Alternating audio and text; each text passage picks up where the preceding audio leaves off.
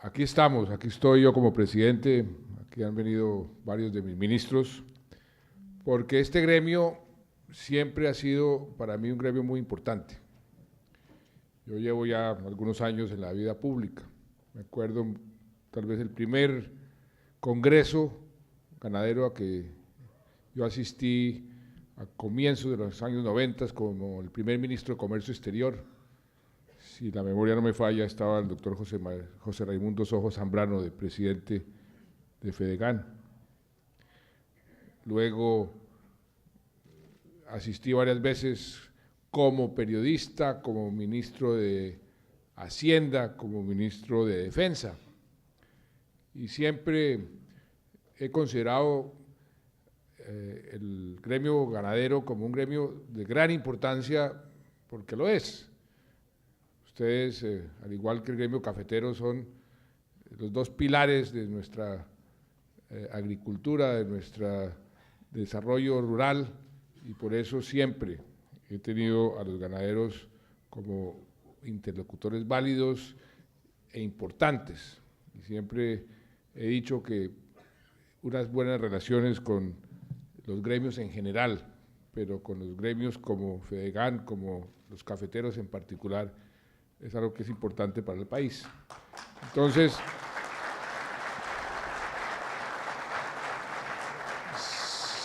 si en estos últimos años, después de mi primera visita como presidente a este Congreso, hubo algún distanciamiento, tengan la seguridad de que no fue con los ganaderos, fue con la dirigencia, por algo que yo he considerado siempre muy nocivo.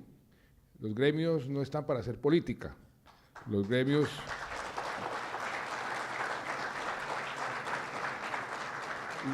están para tener una comunicación fluida con los gobiernos, para representar a sus agremiados y para encontrarles solución a los problemas. Y si se politizan los gremios, la esencia misma, su razón de ser, se debilita enormemente y todos perdemos.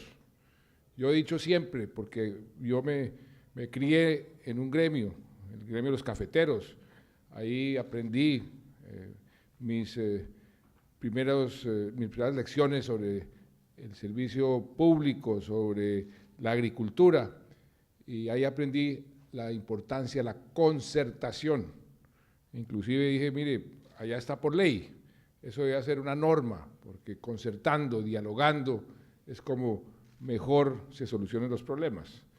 Entonces, lo que yo le propongo, doctor Laforí, es que dejemos la política a un lado y trabajemos juntos con todos los ganaderos.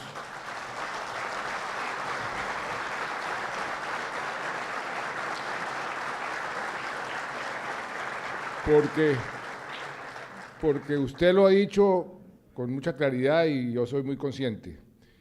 En este mundo de hoy, en estas circunstancias que estamos viviendo, el potencial que tiene el gremio ganadero, que tienen ustedes para crecer, para fortalecerse, es enorme.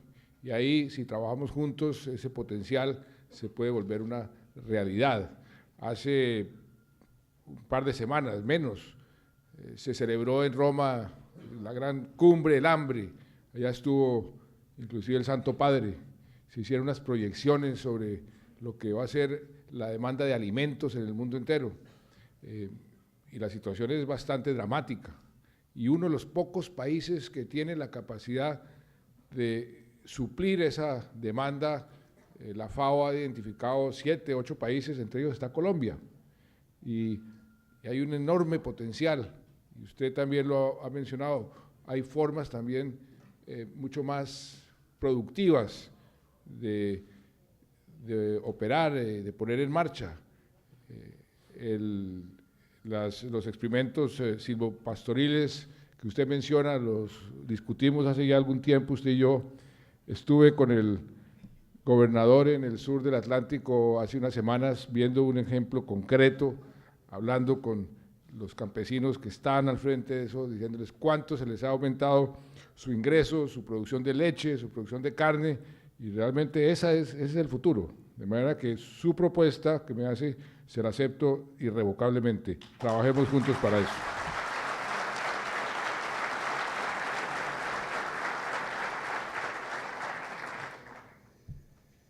Yo sé que aquí el ministro de Agricultura les habló de varios temas, la ministra de Comercio, Industria y Turismo les habló de otros, el potencial que hay en materia de los TLCs. Le agradezco el apoyo a ciertos TLCs que son importantes para el sector agropecuario colombiano, el potencial, como usted lo menciona, inclusive en Estados Unidos, porque cada vez si somos eficientes, los mercados todos están a nuestra disposición.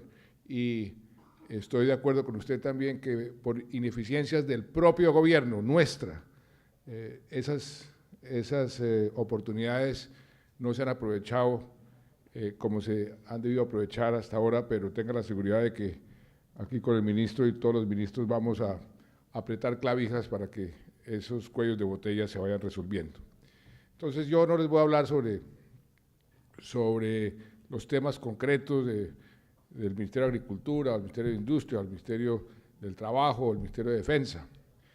Déjenme y les echo el cuento, por así decirlo, de eso que en cierta forma nos ha podido dividir, pero que no tiene por qué dividirnos, que todo lo contrario, debe ser un motivo para unirnos, que es el tema de la paz. Y quiero compartir con ustedes cómo fue que esto nació, cómo fue que esto se desarrolló, para que ustedes entiendan de dónde venimos, dónde estamos y para dónde vamos. Creo que si ustedes son conscientes de ya los detalles, las razones de ciertas decisiones, van a ser mucho más comprensivos, y yo creo que el valor supremo de la paz, que es lo que toda sociedad añora, lo podremos conseguir con más facilidad. Yo me remonto a los años 90, al comienzo de los 90, cuando comencé mi vida pública como ministro de Comercio, primer ministro de Comercio Exterior. Estábamos en ese momento abriendo la economía y estábamos buscando inversión extranjera que difícilmente podíamos conseguir en unas circunstancias como las que estábamos viviendo. Sin embargo, fuimos a Nueva York, fue tal vez uno de los primeros eventos que organizó el recién creado ProExport, que ahora se llama ProColombia. Fuimos a Nueva York, allá estábamos con unos pocos inversionistas, presidentes de compañías que logramos reunir, y estábamos en la mitad de la exposición sobre el futuro de Colombia cuando recibimos la noticia de un bombazo en Bogotá. Lógicamente toda la conferencia se vino al suelo, fracasó, y uno de los presidentes de una de las pocas compañías que asistieron me dijo: mire, ministro, mientras Colombia no sea un país normal, olvídese que realmente el mundo lo va a ver a usted y a sus ministros y a su gobierno, a su país, con ojos de interés en el largo plazo. Y le pregunté: ¿pero qué es un país normal? Y me dijo: muy sencillo, un país en paz. Eso me llegó al fondo del corazón. Vi la dificultad porque en ese momento estábamos, ustedes recordarán, acaba de volar Pablo Escobar, estábamos en la mitad de unos líos muy, muy complejos. Yo me puse a leer y a estudiar los procesos de paz en el mundo y en Colombia, qué había sucedido, por qué habían fracasado, cuáles eran esas circunstancias, esas condiciones necesarias para que un proceso tuviese éxito.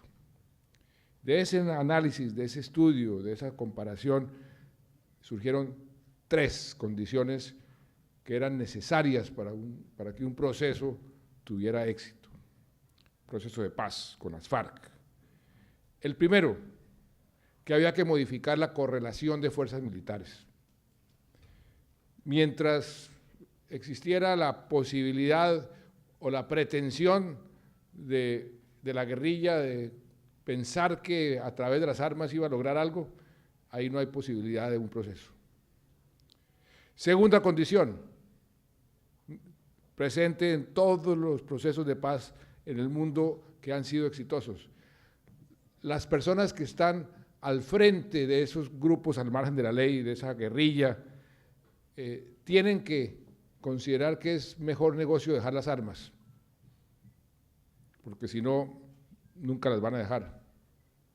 Y tercera condición, cada vez más importante en un mundo cada vez más globalizado, el papel y el respaldo de la comunidad internacional. Esas tres condiciones no existían en ese momento y por circunstancias de la vida se fueron dando y a mí me correspondió estar presente en varios episodios para crearlas o para aprovecharlas. La primera fue cuando estaba de ministro de Hacienda, casi 10 años después, en el año 2001. Estábamos en medio del Caguán. Yo nunca quise, se lo dije al presidente Pastrana, yo no voy al Caguán a rendirle cuentas a esa guerrilla. Por ningún motivo me vaya usted a mandar como está mandando a los demás ministros, y nunca fui. Nunca fui, pero al mismo tiempo, con el entonces ministro de Defensa y vicepresidente Luis Fernando Ramírez, le dije, esto va a fracasar y nosotros no podemos dejar a las fuerzas militares en un estado de debilidad. Y a pesar de las dificultades económicas, acuérdense que a mí me correspondió ser ministro de Hacienda en el peor momento económico de la historia reciente del país. Nunca habíamos sufrido tanto en 80 o 100 años de historia. Una recesión, crecimiento negativo del 4.5%. Sin embargo, con el ministro de Defensa de entonces, Luis Fernando Ramírez, hicimos un gran esfuerzo. A pesar de que está el Caguán en plena evolución, vamos a fortalecer a las fuerzas militares. Y nos sentamos con el entonces comandante de nuestro ejército, que estaba librando una batalla en todo el territorio por mantener la seguridad, que está aquí presente el general Mora.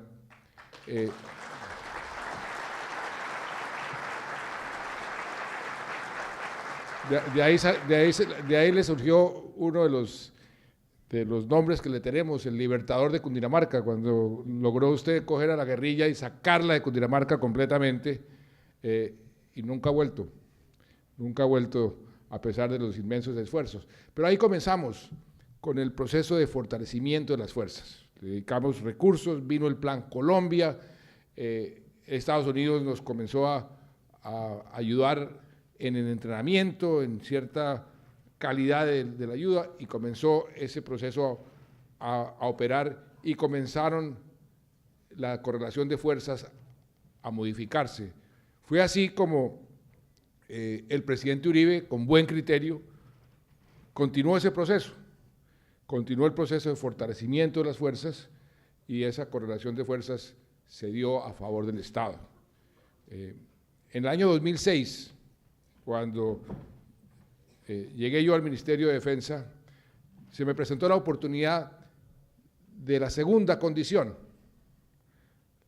la de convencer a la dirigencia, a los jefes de la guerrilla, que era mejor negocio dejar las armas, pero eso no era por las buenas, era por las malas.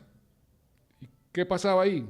Que hasta ese momento, hasta el año 2006, no se había logrado tocar a un solo miembro del secretariado, ni a ninguno de los altos comandantes, de los jefes de la guerrilla. Y me acuerdo del presidente Uribe me dijo, ministro, hagamos algo con esto, hagamos algo que no hemos podido tocar a ninguno de esos tipos. Pues ahí fue cuando me fui a Inglaterra, le pedí ayuda al entonces primer ministro británico, ayúdeme con la inteligencia, que lo que creo que está fallando en el país es la inteligencia, por una razón entre muchas. Había un grupo que se llamaba el grupo Cancerbero, que era supuestamente un grupo para ubicar y dar de baja los objetivos de alto valor. Ese grupo se reunía y cuando comenzábamos a implementar cualquier decisión, ya la guerrilla lo sabía. Estábamos completamente infiltrados, la inteligencia no operaba. Y los británicos me dijeron que por supuesto me ayudaban y me dieron un consejo. Ustedes han sido entrenados, formados por los americanos. Allá les gusta poner a competir las inteligencias. Nosotros creemos que eso es un error, que las inteligencias tienen que trabajar juntas. Ponga a sus fuerzas a trabajar juntas, sobre todo en materia de inteligencia. Eso requería un cambio de cultura, requería realmente cambiar la forma de percibir el papel de cada inteligencia, porque el ejército tenía su propia inteligencia, la fuerza aérea su propia inteligencia, la policía su propia inteligencia, la armada su propia inteligencia, y cada uno la guardaba porque como la inteligencia es información y la información es poder, entonces cada uno guardaba su inteligencia y por supuesto eso no operaba bien porque cada uno tenía un poquito de inteligencia y la inteligencia para que opere bien tiene que ser completa. Entonces hicimos todo un esfuerzo de cambio cultural, reunir a los directores de inteligencia, a los propios comandantes, decirles a los comandantes donde yo me entere que hay alguno de ustedes que está guardándose la inteligencia, se va el comandante y el director de inteligencia. Y poco a poco fue cambiando y eso generó toda una dinámica en las Fuerzas Armadas que aumentaron su efectividad en forma geométrica. ¿Y por qué la aumentaron? Porque hasta ese momento, ¿qué pasaba? Los que hacían las operaciones, que eran los que arriesgaban la vida yendo a hacer la operación, como no confiaban en la inteligencia, hacían su propia inteligencia antes de hacer la operación. ¿Qué pasaba? Que las operaciones se demoraban una semana o 2 semanas antes de hacerse, después de recibir la primera información, lógicamente cuando llegaban no había nadie. Y eso había sucedido durante años, décadas. Al cambiar la inteligencia, comenzó a generarse una confianza de la gente que operaba y comenzó a reducirse los tiempos y de 1 semana, 2 semanas se redujo a 12 horas, 18 horas y comenzaron a caer las cabezas de la guerrilla. El bandido, el negro Acacio, fue el primero que cayó. Y después Raúl Reyes y después varios miembros del secretariado y ahí continuaron.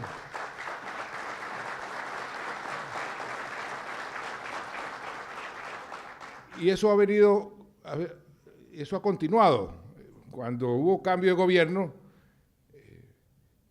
a mí nadie me iba a decir cómo, que no tenía que perseguir a esta gente. Acuérdense que fue durante mi gobierno que cayó el Mono Jojoy y que cayó Alfonso Cano y que han caído 56 cabecillas de la guerrilla, cabecillas de frente. Eso nunca se había visto.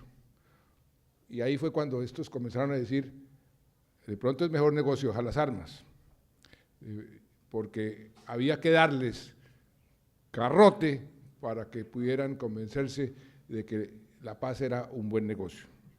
Segunda condición, se cumplió. La tercera condición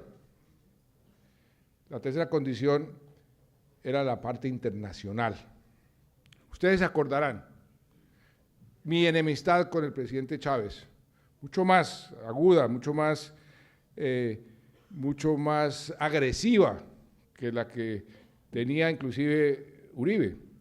A mí Uribe me obligaba a ir a unas reuniones con Chávez y yo iba a regañadientes bajo la condición de que no me tomaran fotografías con ese señor. Y yo me insulté con él en todas las formas y él conmigo, y teníamos realmente una situación bastante agresiva. Pero cuando me eligieron a mí presidente,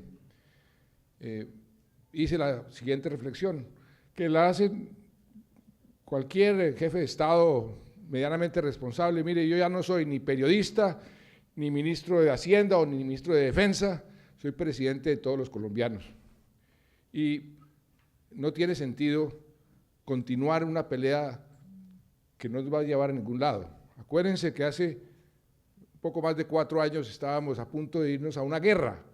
Se hablaba de movilizar tanques, no teníamos relaciones diplomáticas ni comerciales con Venezuela ni con Ecuador, éramos la oveja negra de la región, estábamos en las listas negras de todas las organizaciones internacionales, no nos aprobaban los tratados de libre comercio en ninguna parte, nos ponían visas en Centroamérica y en las islas del Caribe, así estábamos. Y voy a hacer como debe ser caso omiso al pasado y voy a ver si puedo, pensaba yo, arreglar esta situación para hacer una situación llevadera. Estaba yo en eso, pensando en eso, estaba ya de presidente electo y me encontré con el presidente Kirchner en Argentina. Fui a visitarme a la embajada, le llevé una camiseta de Teo, era fanático del Racing, donde Teo jugaba, y me dijo, me acuerdo, ¿usted ha pensado en algún momento que usted pueda tener una buena relación con Chávez? Y le dije, pues precisamente, últimamente he pensado que sería lo más conveniente, pero no sé cómo. Me dijo, déjeme, si usted me permite, yo puedo tratar de ayudar en eso. A las 24 horas me llamó, me dijo, Chávez está listo, ¿por qué no lo invita a la posesión? Yo le dije, no, eso sí es demasiado, eso tal vez no. Entonces le dije, pero mire, pero lo invito 3 días después a un sitio que para él es muy simbólico, sitio donde murió Bolívar, la quinta de San Pedro Alejandrino, aquí cerquita donde estamos nosotros, allá nos reunimos. A los 15 minutos me volvió a llamar que listo, que Chávez está ya en la mañana del 10 de agosto, día de mi cumpleaños además. Me posesioné y con la canciller dijimos, bueno, ¿y cómo vamos a hacer para recibir a Chávez? ¿Qué le vamos a decir? Y les confieso que yo estaba bastante nervioso, ¿cómo voy a manejar yo esta situación? Después de las insultadas que nos hemos pegado, y estaba pensando en eso, recordando un viejo consejo de Churchill, que decía, en situaciones bien difíciles póngale humor a la cosa. Y yo tenía eso como en mente. Llega Chávez ese día, 10 de agosto, llega con todo su séquito, aviones, con todos los carros blindados, y él le gustaba dar declaraciones a donde llegaba, a todas partes, daba declaraciones en los aeropuertos, había pedido que la prensa estuviera ahí, y le hizo unas declaraciones, decía, aquí estoy nuevamente con la bandera de la paz, para abrir un capítulo nuevo con las relaciones entre Venezuela y Colombia, esperamos dejar las diferencias atrás, además vengo en un día muy especial, el día del cumpleaños del presidente Santos, que está cumpliendo 48 años, y siguió con sus declaraciones. Yo vi eso, yo estaba en la quinta de San Pedro Alejandrino, y entonces 48 años, y me acordé del consejo de Churchill. Entonces llegó Chávez a la quinta de San Pedro Alejandrino, abrió la puerta del carro y se me abalanzó a darme un abrazo. Y yo le estiré la mano y le dije, presidente Chávez, esto comenzó muy mal, serio se lo dije. El tipo como que se azoró y dijo, ¿pero qué pasó? ¿Qué pasó, presidente Santos? Y le repetí, presidente Chávez, usted dio unas declaraciones que me ponen a mí en serios problemas. Esto comenzó muy mal. Y me decía, ¿pero qué dije yo, presidente? Lo único que hice fue una serie de declaraciones amables, diciendo que la bandera de la paz y que su cumpleaños, pues ahí está. Usted dijo que yo iba a cumplir, que estaba cumpliendo 48 años. Yo estoy cumpliendo 58 y mi señora me va a demandar mucho más. Entonces, ahí se rompió el hielo. se rompió el hielo. Y a pesar de que Chávez y yo éramos como el agua y el aceite, no concordábamos en nada, ni en nuestro modelo de desarrollo, ni en nuestro modelo político, en nada, tuvimos unas buenas relaciones hasta el día de su muerte. Y eso generó toda una dinámica de cambio en nuestras relaciones exteriores, primero con Venezuela, luego con Ecuador, luego toda la región, luego con las organizaciones internacionales, que cambió 180 grados, un poco el posicionamiento de Colombia frente al resto del mundo. Y eso fue lo que también generó esa tercera condición, porque cuando comencé a hablar del proceso de paz, inmediatamente, y tengo que reconocer que Chávez, que tenía una influencia especial sobre las FARC, fue el primero que dijo, yo lo ayudo a lanzar eso, y me ayudó. Él participó activamente en el inicio del proceso. Yo estaba esperando ese momento también para generar una serie de condiciones. Yo me hice asesorar de una serie de personas internacionales que habían tenido experiencia en estos procesos, experiencia práctica, personas que han estado dirigiendo la negociación con el IRA en Irlanda del Norte, en El Salvador, con el FMLN, con inclusive un canciller israelí, que fue un poco el arquitecto del acuerdo de Oslo entre los palestinos y los israelitas. Esa gente me ha venido asesorando desde el principio. Y cuando comenzamos a dar los primeros pasos, me sugirieron, mire, ponga unas condiciones claras desde el comienzo. Y ahí fue cuando surgió, por ejemplo, la condición de nada está acordado hasta que todo está acordado. ¿Cuál fue el raciocinio para poner esa condición? Muy sencillo.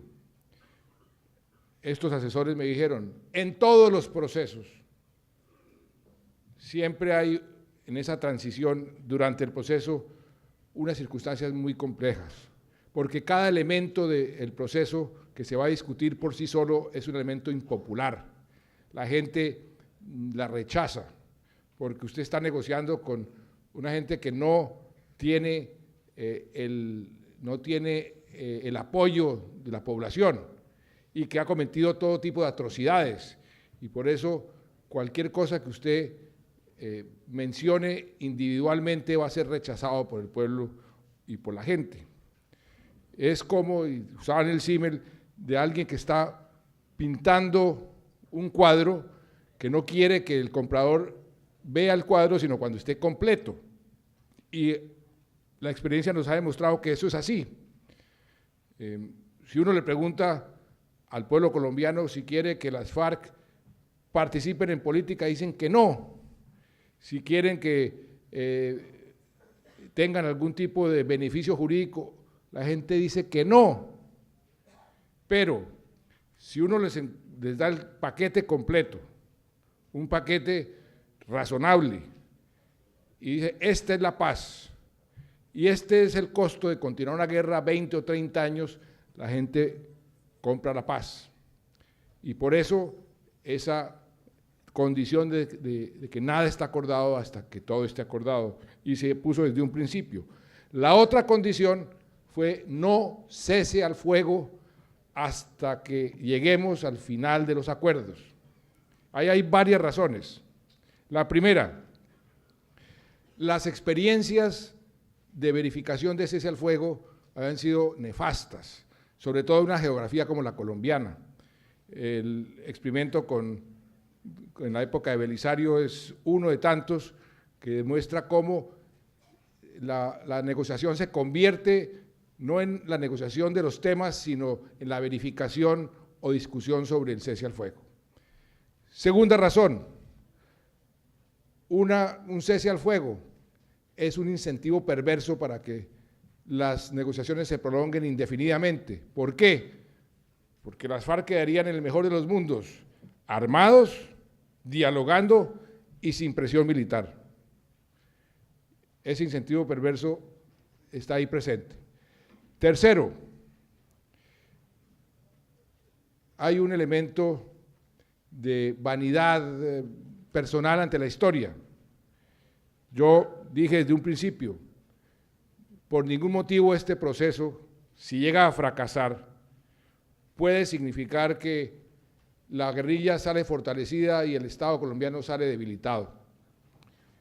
Yo no voy a pasar a la historia como otro presidente ingenuo que creyó en esta gente y le dio unas concesiones que después ellos aprovecharon, se quedaron con las ganancias y continuaron con su lucha. No, señores, y por eso dije, no solamente no cesa el fuego, sino que no se va a despejar un centímetro de nuestro territorio. Ya teníamos demasiadas experiencias en ese frente.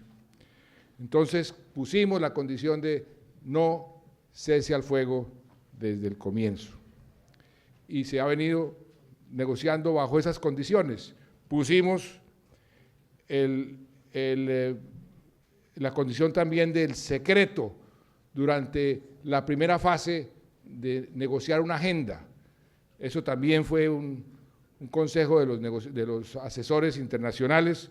Negociar una agenda es tal vez el 50% de la negociación. Se negoció esa agenda en secreto. Fuera también una medición de la voluntad de la contraparte de negociar.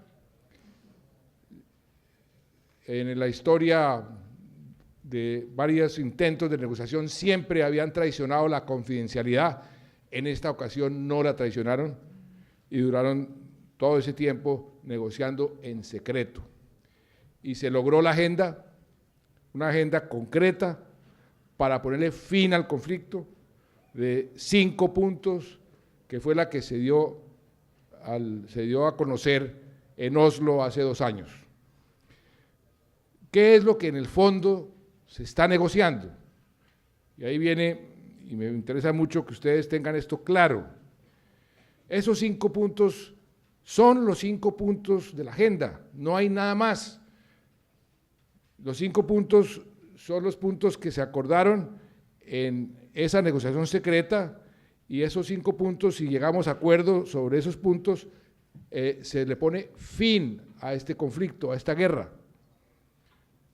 No se está negociando nada por debajo de la mesa, ni en forma paralela, ni en forma secreta. Se está negociando solamente sobre esa agenda. La agenda tiene el componente del desarrollo rural. ¿Por qué acepté yo, que había dicho desde el principio que aquí no se va a hacer la revolución por decreto? ¿Eso qué quiere decir? Aquí yo no voy a aceptar que las FARC vengan a decirme que mi política tributaria va a ser de este tamaño, o que la política de inversión extranjera, o que mis instituciones democráticas las tenemos que cambiar. Nada de eso. Aquí no vamos a hacer la revolución por decreto y se los advertí desde el principio. Sin embargo, sí acepté lo del desarrollo rural, por lo mismo que Iragorri les dijo a ustedes ayer. Esto lo vamos a hacer con o sin FARC, porque el campo colombiano tenemos que ponerlo a producir, tenemos que invertir mucho más en el campo, porque si queremos los objetivos que yo estoy buscando en este gobierno de ser un país sostenible en el tiempo, más equitativo, con menos pobreza, tenemos que invertir en el campo, porque eso es. Entonces les dije, mire, aquí esto, y se los dijimos a las FARC, esto lo vamos a hacer con o sin ustedes, y ustedes verán si se montan en el tren o no. ¿Y qué fue lo que acordamos? Pues precisamente eso, invertir más recursos en el campo, y ya comenzamos.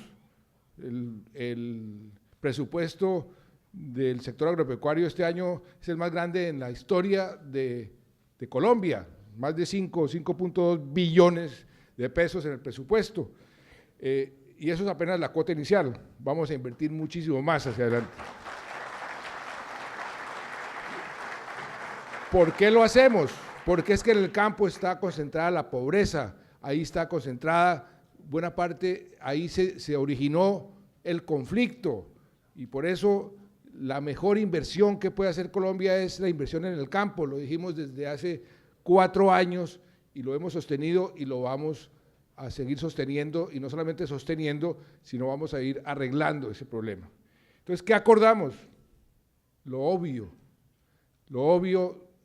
con o sin FARC. Acordamos más inversiones, acordamos, sí, un fondo de tierras, pero un fondo de tierras, afortunadamente en Colombia hay campo para todos, aquí tenemos tierra suficiente, no vamos a expropiar a nadie, todo lo contrario, todos los agricultores, ganaderos que tienen su tierra bien habida, tienen que celebrar que va a haber mucha más inversión en el campo. Esto es un alivio para el campo en general. Aquí los únicos, aquí la propiedad privada, el principio de propiedad privada, yo soy el que más lo defiendo.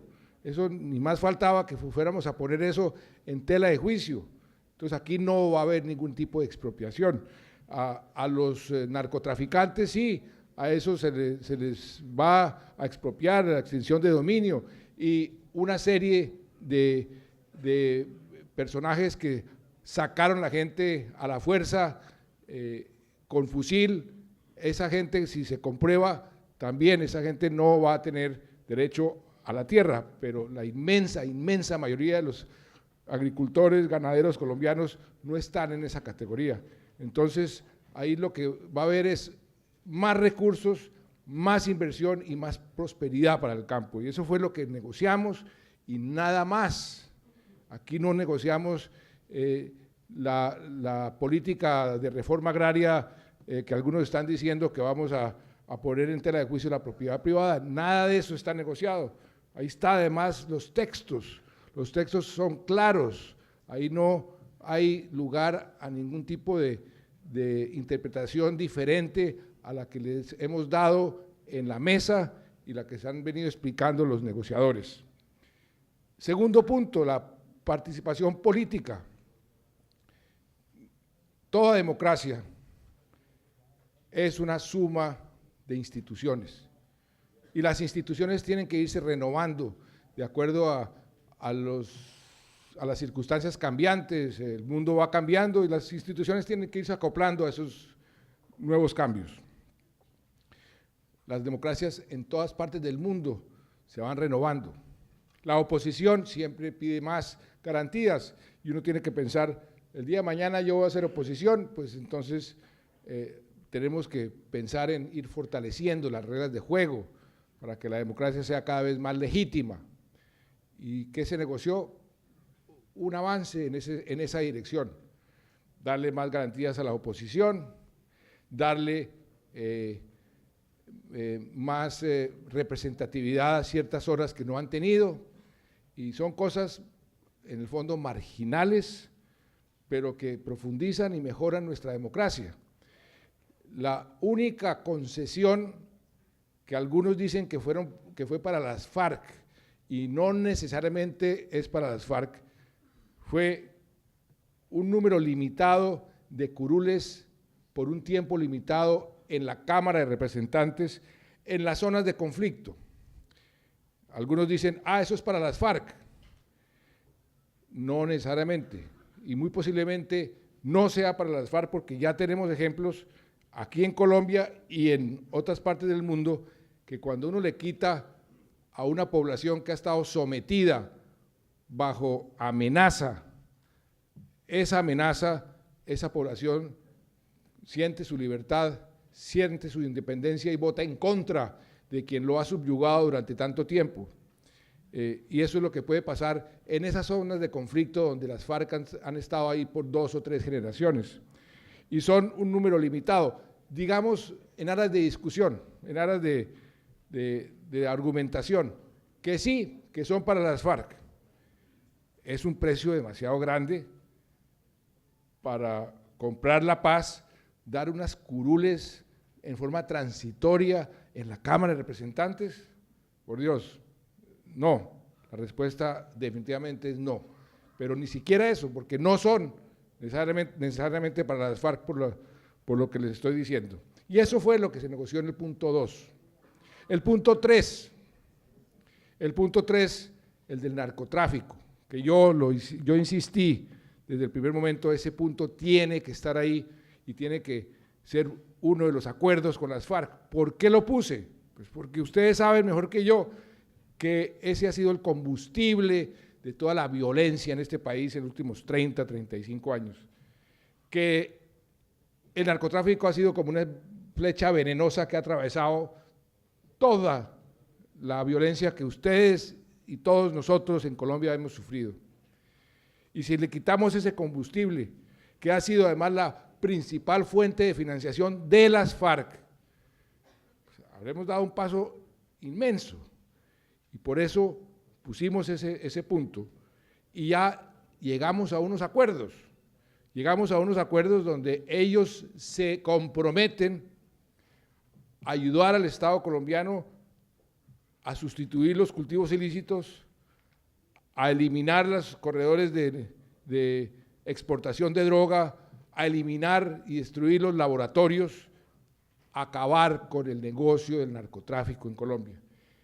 Que eso sea utópico, de pronto es utópico, pero el solo hecho de que quienes han sido señalados como el cartel número 1 del mundo, que han sido las FARC, ellos por supuesto con ese cinismo que los caracteriza, dicen no, nosotros no somos narcotraficantes, nosotros nos lucramos del narcotráfico, pero no nos pueden decir que somos narcotraficantes, nosotros hacemos lo mismo que hacen el gobierno frente a los empresarios, es cobrarles unos impuestos. Esa es su argumentación, pero sin entrar en ese detalle, lo que quiero decir es que hayan acordado en cierta forma venirse a ayudar al Estado a combatir el narcotráfico, eso tiene una importancia monumental. Y tan es así que el día en que anunciamos el acuerdo sobre ese punto, me llamó el secretario general de Naciones Unidas, me llamaron presidentes europeos, el secretario Kerry, me dijo, qué maravilla, esto es un paso fundamental para Colombia y para el mundo, porque al fin y al cabo nosotros seguimos siendo el principal proveedor de cocaína en todos los mercados mundiales. Y el negocio sigue. Por eso ese punto es tan importante y ese punto ya está acordado. Faltan 2 puntos que ya estamos negociando. El punto de las víctimas y la llamada justicia transicional. Resulta que ya en el mundo de hoy es imposible hacer lo que se hacía hace algunas décadas. Perdón y olvido, nos olvidamos de todos los delitos y como si no hubiera pasado nada, seguimos para adelante. Eso ya hoy no es posible. Hoy Colombia pertenece a una comunidad internacional, esa comunidad internacional ha evolucionado, no permite ese tipo de acuerdos, somos parte del Tratado de Roma, que es el paraguas de la Corte Penal Internacional, y por eso una amnistía, perdón y olvido, o una paz con impunidad es imposible, no se puede. Tiene que ser una paz dentro de la llamada justicia transicional. ¿Y de qué se trata esa justicia transicional? De establecer como sociedad dónde pone uno la raya entre justicia y paz. ¿Cómo puede uno satisfacer los derechos de las víctimas y al mismo tiempo obtener la paz? Esa es la dificultad, ese es el reto. Pero lo que sí les quiero decir es que las víctimas las pusimos en el centro de la solución de este conflicto, por primera vez en la historia además, porque si queremos una paz duradera y sostenible, tenemos que satisfacer el mínimo de derechos de esas víctimas. Y fue por eso que aprobamos, inclusive en la mitad del conflicto, la ley de reparación de víctimas, y las hemos venido reparando, hemos venido tratando de cerrar las cicatrices de tantos años de violencia, porque solo así vamos a poder abonar el terreno para una paz sostenible. Y por eso pusimos las víctimas en el centro de la solución y por eso tomé la decisión bastante audaz y bastante criticada al principio, porque ya la gente se dio cuenta que no era un despropósito, de llevar las víctimas a La Habana. ¿A qué las llevamos? No las llevamos a negociar sus derechos, porque sus derechos son no negociables. Las llevamos a que las partes de esa negociación escucharan a las víctimas en sus anhelos, en sus frustraciones, en sus temores, en cómo ellas, las víctimas, consideraban que sus derechos podrían ser satisfechos, porque es la primera vez, y esto es muy importante tenerlo en cuenta, es la primera vez que un país está negociando el fin de un conflicto bajo el paraguas del Tratado de Roma. Esto no se ha hecho nunca antes. Entonces, cualquier cosa que nosotros hagamos, en cierta forma, se vuelve precedente. Por eso los ojos del mundo están todos alrededor de cómo es que vamos a solucionar ese problema aquí en Colombia. Y por eso, cómo vamos a satisfacer los derechos de las víctimas, el derecho a la verdad, el derecho a la justicia, el derecho a la reparación, el derecho a la no repetición. ¿Cómo es que los vamos a satisfacer? Porque eso va a ser un ejemplo para otros países en otras circunstancias resolviendo conflictos armados. Y por eso la discusión ha sido tan rica. El procurador tiene unas posiciones sobre eso, el fiscal tiene otras. Estamos entrando en un terreno que no había sido copado anteriormente. Y por eso es interesante y muy importante que este tipo de discusiones se dé, para que la sociedad vaya entendiendo el tipo de decisiones que tenemos que tomar. Y algo para mí muy importante, que me ha servido mucho como lección humana. Yo pensaba, como sería lógico pensar, que las víctimas iban a ser mucho más exigentes en materia de justicia y que iban a decir, aquí queremos que esa raya entre justicia y paz se traslade mucho más hacia darle espacio a la justicia y menos a la paz. Y las futuras víctimas son las que generalmente dicen, no, démosle más espacio a la paz porque yo no quiero ser víctima el día de mañana. Pues resulta que, por lo menos la experiencia de la mayoría de las víctimas que han ido a La Habana ha sido lo contrario. Las víctimas están saliendo más generosas que el promedio de la población. Ellas muchas veces lo único que quieren es que le pidan perdón o que las reparen, y cualquier reparación tiene que ser simbólica. Y hemos reparado ya 480,000 víctimas y es una reparación simbólica, porque ¿cuánto cuesta una hija? ¿Cuánto cuesta una familia? Papá, una mamá, eso no tiene precio. La reparación tiene que ser simbólica.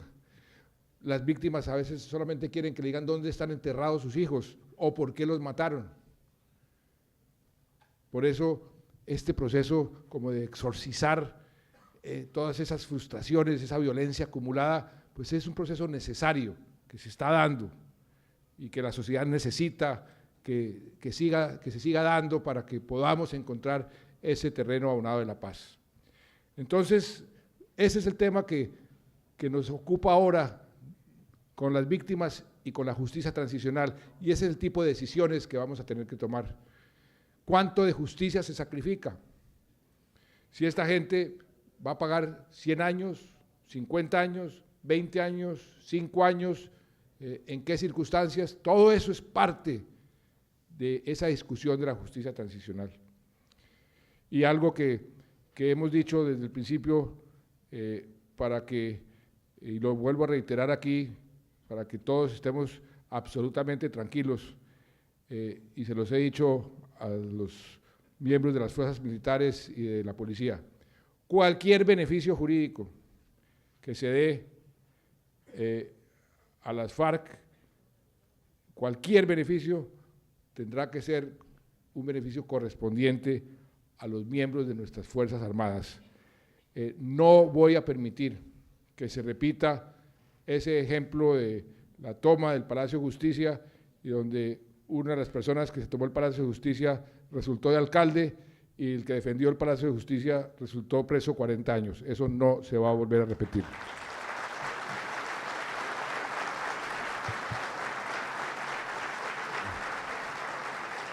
Entonces,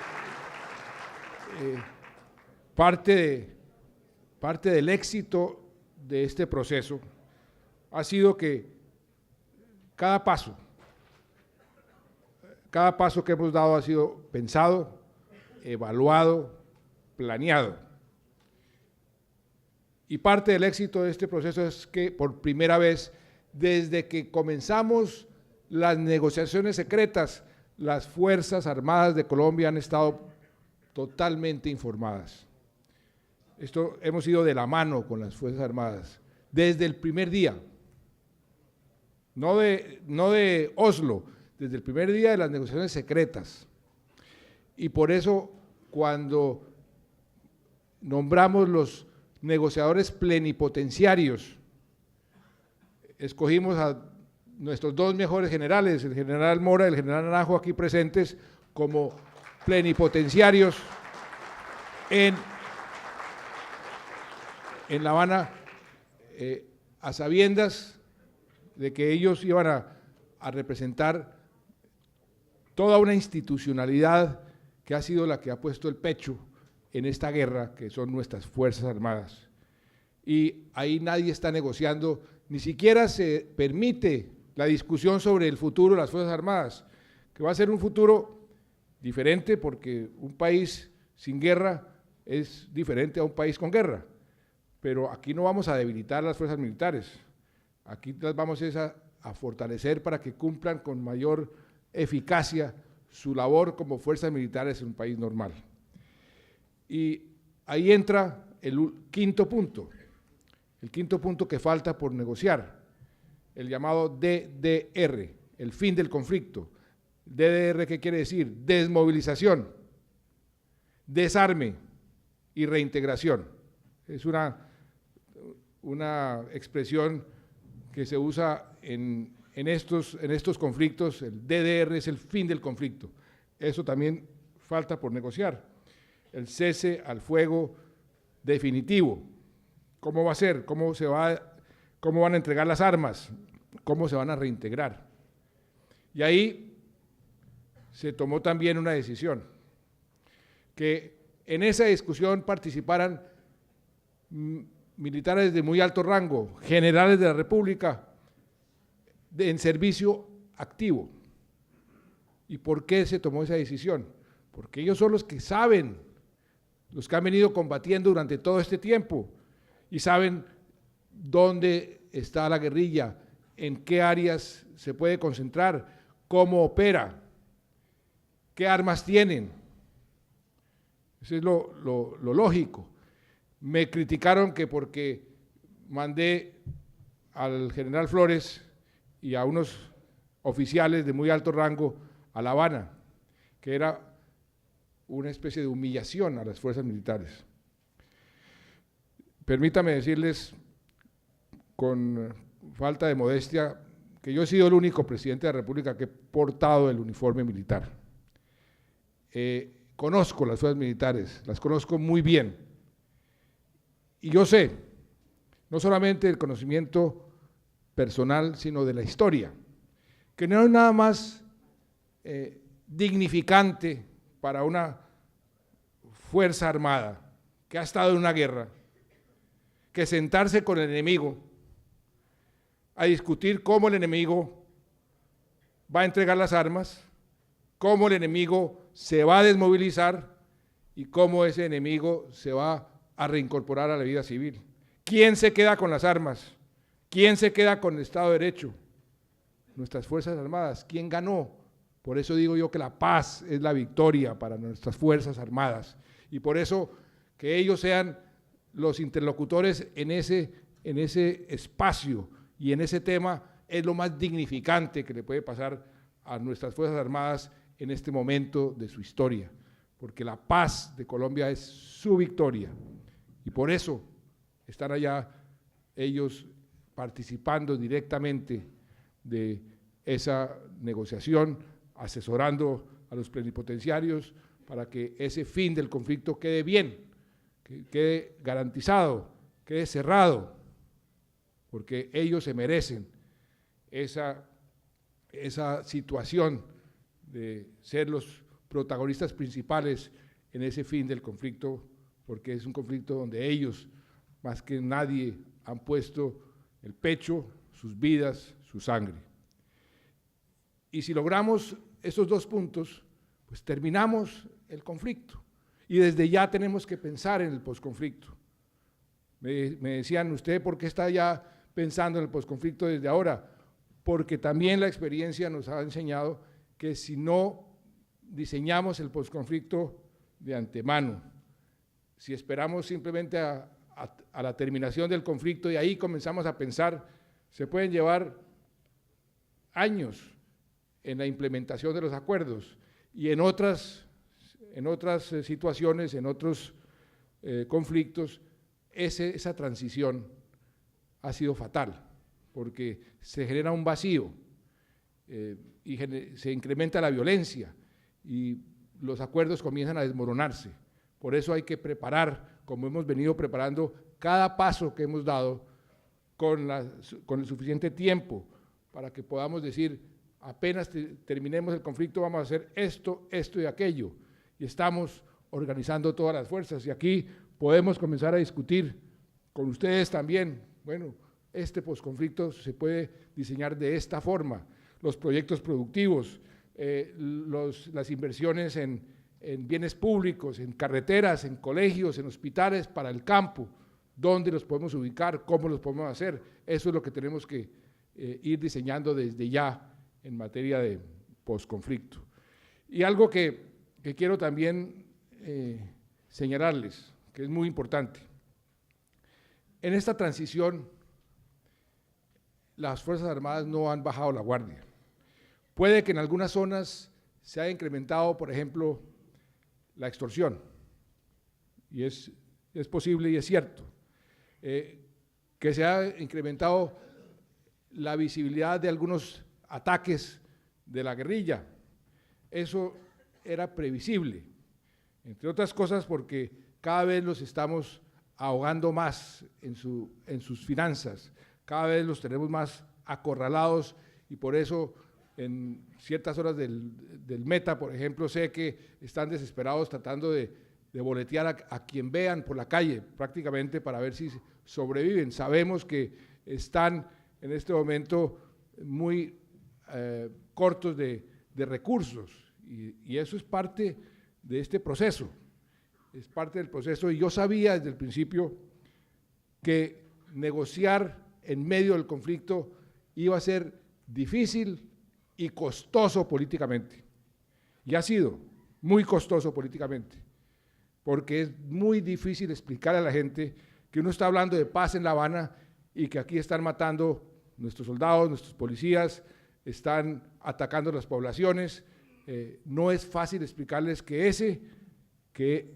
ese camino es el camino más corto y más efectivo, garrote y zanahoria, porque lo otro puede prolongar esto indefinidamente y lo que yo quiero es terminar este conflicto lo más pronto posible. Ese ha sido un costo político alto que mis contradictores y la oposición la ha aprovechado muy bien, lo magnifican cada vez que pueden, eso pues es legítimo, pero yo sé que es el camino más correcto, costoso, sí, costoso políticamente, pero el camino más conveniente para ponerle fin a este conflicto a la mayor brevedad posible. Yo confío que estamos llegando al momento decisivo. Ojalá pudiésemos, y yo le doy la bienvenida a esas sugerencias del señor Procurador, de que quienes han estado escépticos, han sido críticos del proceso, que por lo menos podamos sentarnos a discutir estos temas y como ustedes pueden ver, en el fondo no estamos negociando una paz diferente a la que negociaría o podría negociar cualquier colombiano. Una paz sin impunidad, una paz razonable, pero la paz. Una paz después de 50 años. Es increíble cómo nos hemos acostumbrado nosotros a vivir en guerra. Con mucha gente que me he puesto a hablar en muchas regiones, la gente como que tiene miedo de la paz, dice, pero esa paz sí que nos va a traer. A ese extremo hemos llegado. Una sociedad no puede vivir eternamente en guerra. Creo que las condiciones están dadas para ponerle fin a este conflicto. Y creo que el pueblo colombiano sabe muy bien y es capaz de encauzar esto hacia un país mucho mejor.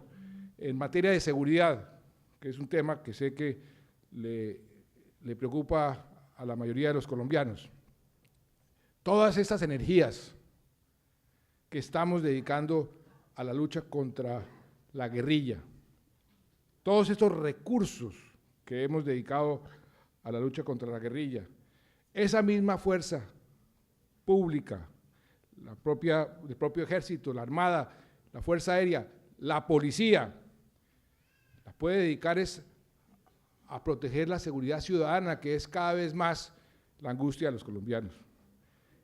O sea que aquí no va a haber una disminución en materia de seguridad, ahí es un cambio de énfasis y qué maravilla que tengamos todos estos recursos dirigidos hacia darle más seguridad al ciudadano de a pie, más seguridad en las zonas rurales de la extorsión de esos pequeños grupos que están extorsionando, de los delincuentes que van a quedar de todas formas en algún sentido después de este proceso de paz.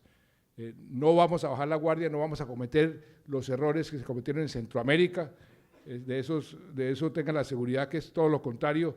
Las fuerzas militares las seguiremos fortaleciendo y nuevamente falta de modestia, pero si hay alguien que haya fortalecido las fuerzas militares, y el general Naranjo y el general Mora lo saben, ha sido este servidor. Soy un convencido de que con unas fuerzas militares fuertes, efectivas, tenemos las mejores fuerzas armadas de nuestra historia, el ejército mejor capacitado, mejor equipado, la fuerza aérea mejor equipada, mejor capacitada, la armada, la policía de nuestra historia. Y tenemos que mantenerla así, porque ese es el soporte y la columna vertebral de nuestra democracia. Y la vamos a mantener así. Y ahí están dos garantes que van a estar ahí presentes en esta transición.